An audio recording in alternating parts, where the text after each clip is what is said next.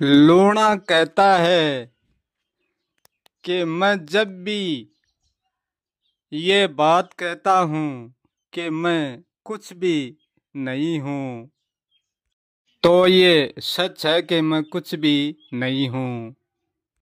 अब मैं ये बात किस भाव से कहता हूँ, ये मैं ही जानता हूँ। वैसे तो इस बात का कोई भी भाव नहीं है और अभाव भी नहीं है, परंतु फिर भी मैंने कहा है तो इसको भाव में लाना होगा। मैं जिस भाव में कहता हूँ इस भाव को कोई और तो नहीं जान सकेगा, केवल मैं ही जानता हूँ।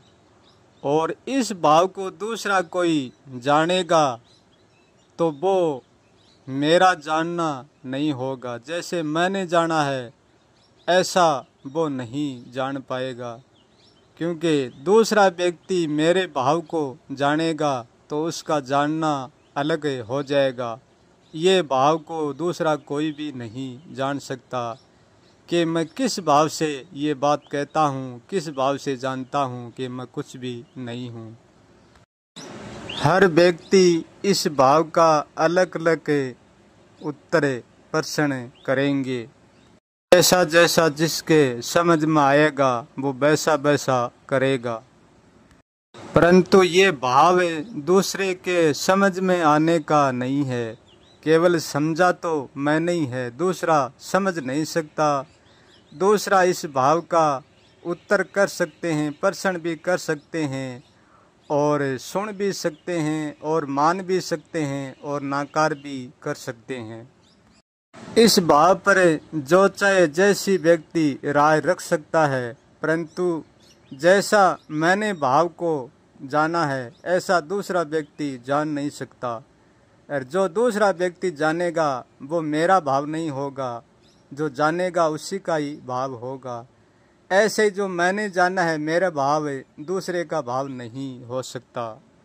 हर व्यक्ति प्रथम भाव में यही सोचेगा कि ये भाव न होने का भाव एक समर्पण का भाव है। हर व्यक्ति इसका यही उत्तर निकालेगा, परंतु ये भाव ना तो कोई समर्पण का भाव है और ना कोई ना समर्पण का भाव है। ये समर्पण और ना समर्पण में नहीं होगा। ना तो मैं किसी के समर्पण हूँ और ना मैं खुद कुछ हूँ, क्योंकि मेरी होने की और न होने की कभी भी शुरुआत नहीं हुई है और कभी भी अंत नहीं हुआ है। क्योंकि समर्पण उसी को किया जाता है, पहले कुछ बनकर रहता है, फिर आपको छोड़कर दूसरे को बनाता है, बनाकर उसी के समर्पण करता है, उसका नाम समर्पण है। मैंने ऐसा कुछ भी नहीं किया है। मैं ना तो कभी था और ना कभी होंगे। समर्पण करता है वो कुछ आगे देखता है, समर्पण करता है वो कुछ मानता है, समर्पण करता है वो कुछ बनाकर रखता है।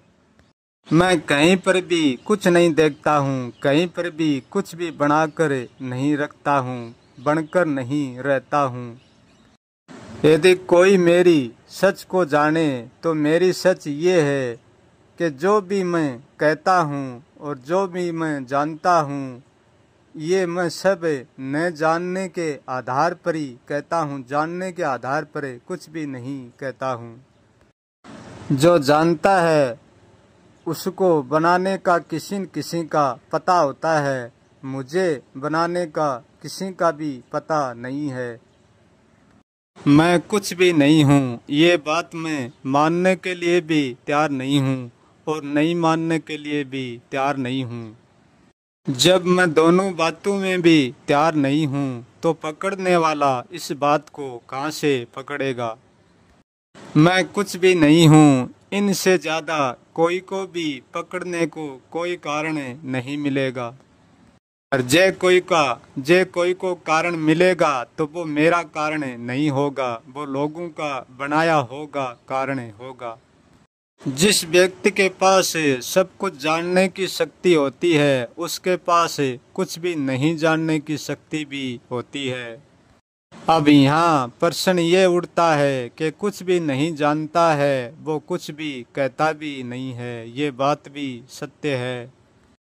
हाँ, कुछ भी नहीं जानता है वो कुछ भी नहीं कहता है, यही तो मैं समझाता हूँ।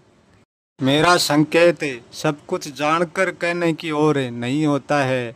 मेरा संकेत यहाँ होता है कि कुछ भी नहीं जानकर कहता हूँ मैं। मेरा संकेत ये होता है, कुछ भी नहीं जानकर भी कहा जाता है और सब कुछ जानकर भी कहा जाता है।